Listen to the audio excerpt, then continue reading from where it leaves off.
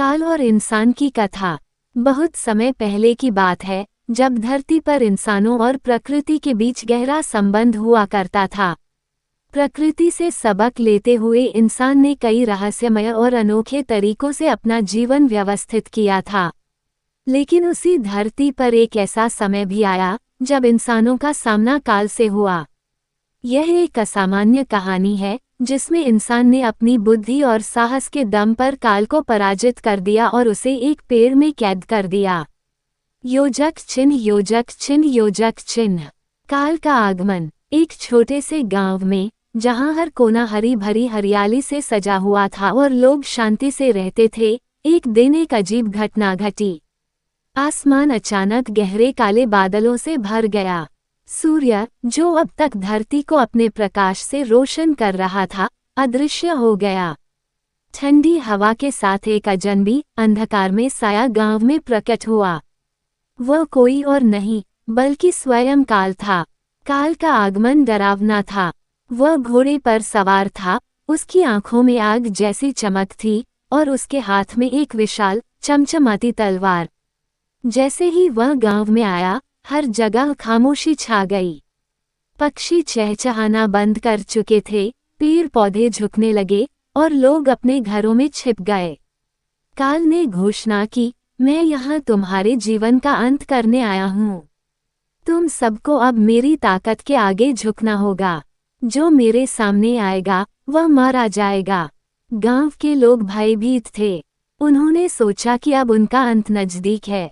लेकिन उसी गांव में एक बुद्धिमान और साहसी व्यक्ति रहता था। काल से मुकाबला। आर्यन ने गांव वालों से कहा कि वे काल को थोड़ी देर के लिए उलझाए रखें, ताकि वह अपनी योजना को अंजाम दे सके। काल जैसे ही गांव में और अधिक आतंक फैलाने लगा, गांव के लोगों ने उसे अपनी कहानियों और गाने सुनाने का प्रस्ताव दिया।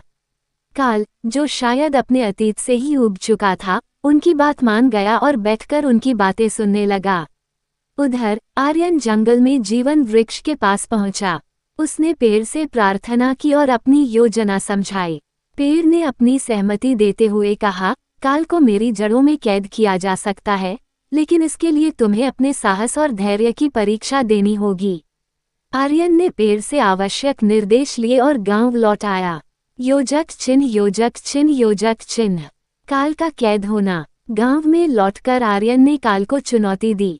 उसने कहा, हे काल, तुम महान हो, लेकिन क्या तुम इतना ताकतवर हो कि मेरी बुद्धि को हरा सको? काल, जो अपने अजेय होने पर गर्व करता था, इस चुनौती को स्वीकार करने को तैयार हो गया। आर्यन ने कहा, हमारे गांव के जंगल में एक पेड़ है जिसमें इतनी शक्ति है कि वो तुम्हें भी हरा सकता है। लेकिन मैं शर्त लगाता हूं कि तुम उस पेड़ के पास जाने से डरते हो। काल ने ठहाका लगाते हुए कहा, मैं काल हूँ, मुझे किसी पेड़ या किसी चीज से डर नहीं। मुझे उस पेड़ तक ले चलो। आर्यन काल को जीवन वृक्ष के पास ले गया।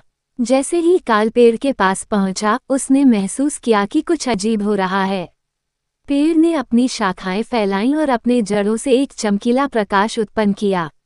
आर्यन ने जल्दी से मंत्र पढ़ा, जो उसने पेड़ से सीखा था। पेड़ की जड़ें धीरे धीरे ऊपर उठीं और काल को अपनी गिरफ्त में लेने लगीं। काल ने खुद को छुड़ाने की कोशिश की, लेकिन वह सफल नहीं हुआ।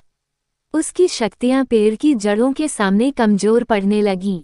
अंततः जीवन वृक्ष ने काल को अपने अंदर समा लिया। योजक चिन्ह, योजक चिन्ह, योजक चिन्ह। शांति की पुनर्स्थापना। गांव में जैसे ही काल का आतंक समाप्त हुआ, आसमान फिर से साफ हो गया। सूर्य की किरणें धरती पर फैल गईं और लोग अपने घरों से बाहर निकलने लगे। आर्यन गांव का नायक बन गया। उसने लोगों को समझाया कि यह सिर्फ उसकी बुद्धिमत्ता और साहस का नहीं, बल्कि सामूहिक प्रयास और प्रकृति के साथ संतुलन बनाए रखने का परिणाम था।